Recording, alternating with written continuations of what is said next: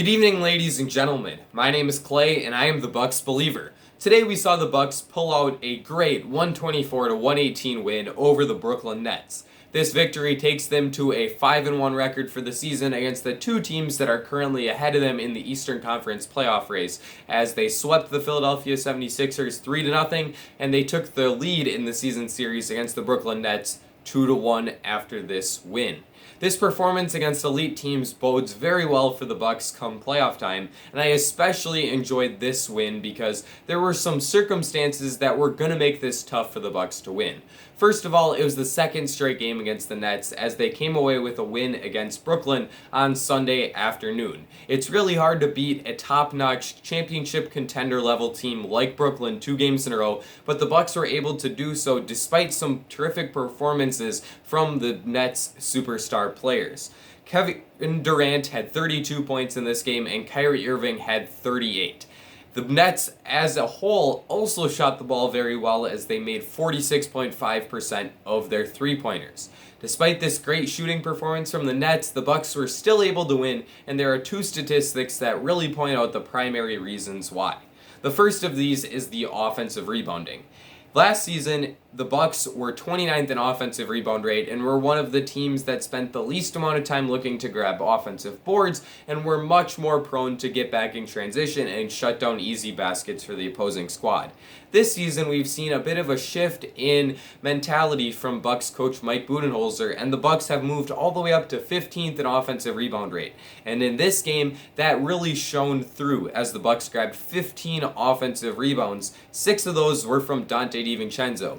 That led DiVincenzo to a double-double as he finished with 10 points and 15 rebounds, and he made a few huge hustle plays for the Bucks where he created some extra possessions for the team, both by grabbing those offensive rebounds and by getting some steals on defense. DiVincenzo isn't the perimeter shooter that he appeared to be at the start of the season. He was well over 40% for the first couple of weeks because of a hot start. Since then, he's cooled off a little bit, and I think it's pretty safe to say that over the past month or so, he's really struggled with his perimeter shooting. However, Donte can still impact the game in positive ways because of the great hustle plays that he makes, and today was a great example of that.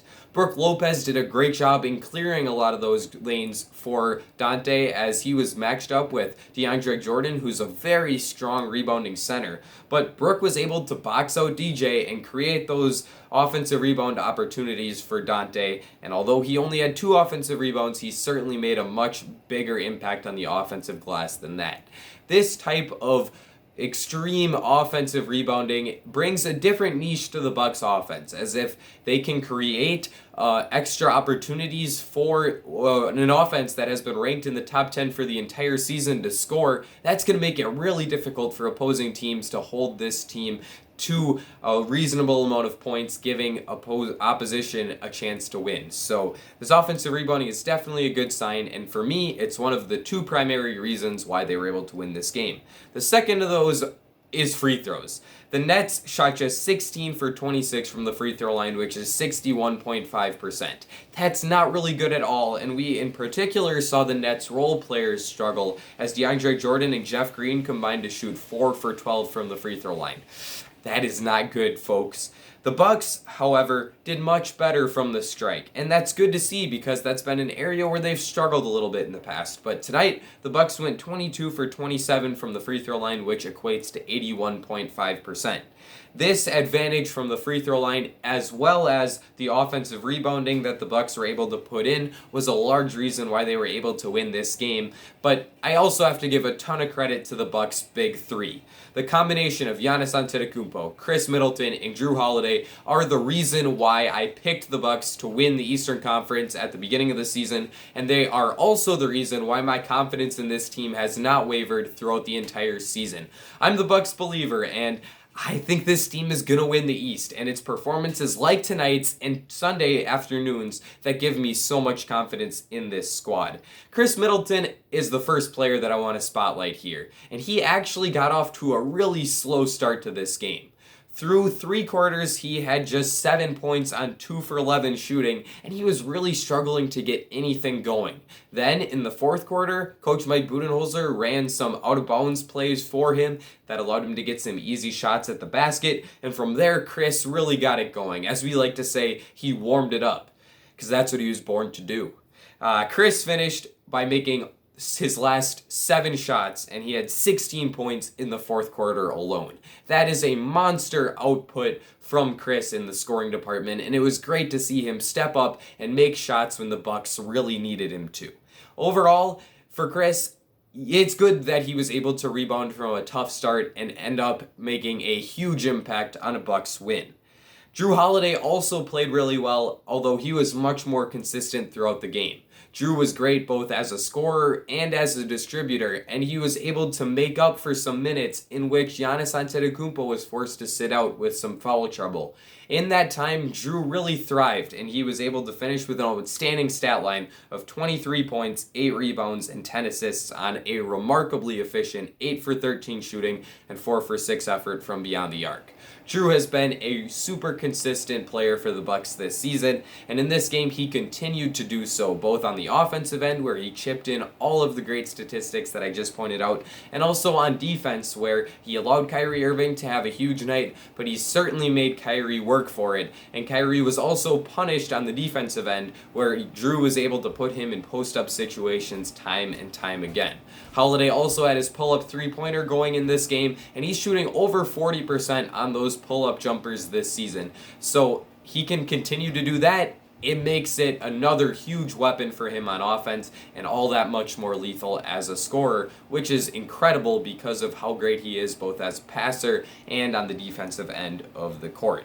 The third member of the Big Three was actually the one that had the most points in this game, and that was Giannis Antetokounmpo.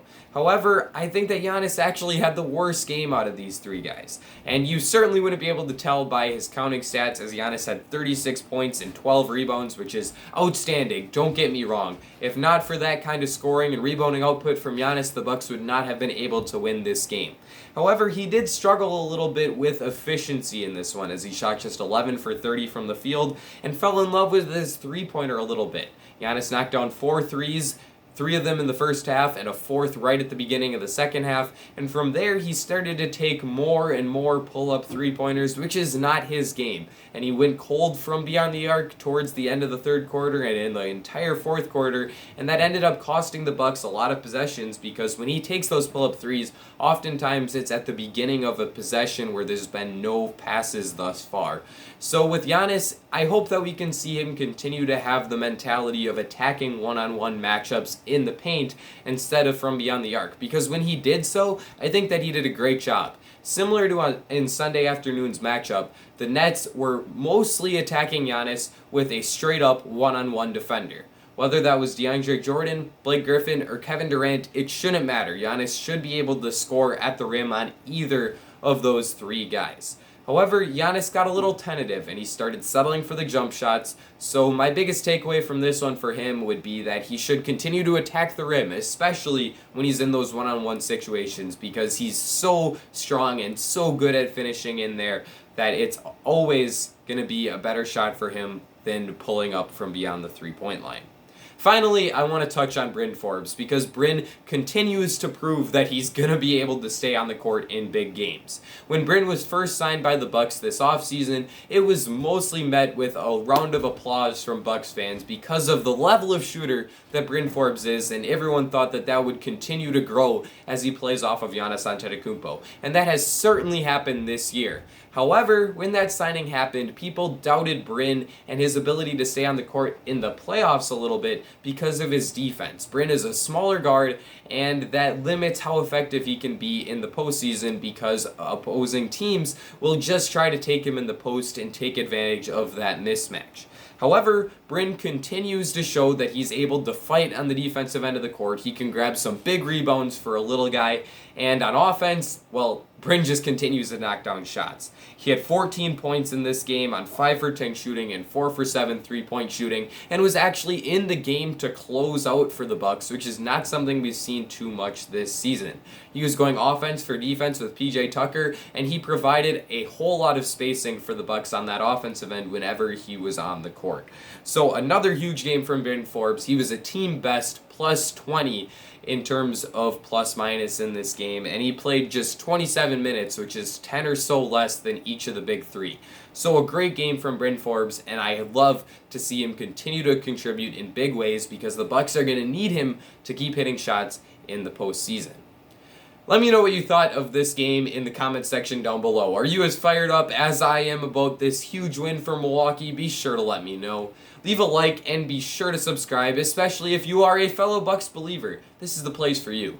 I think that I've covered everything that I wanted to cover, so that's going to be it for me. Ladies and gentlemen, I will see you all again very soon. Let's go, baby!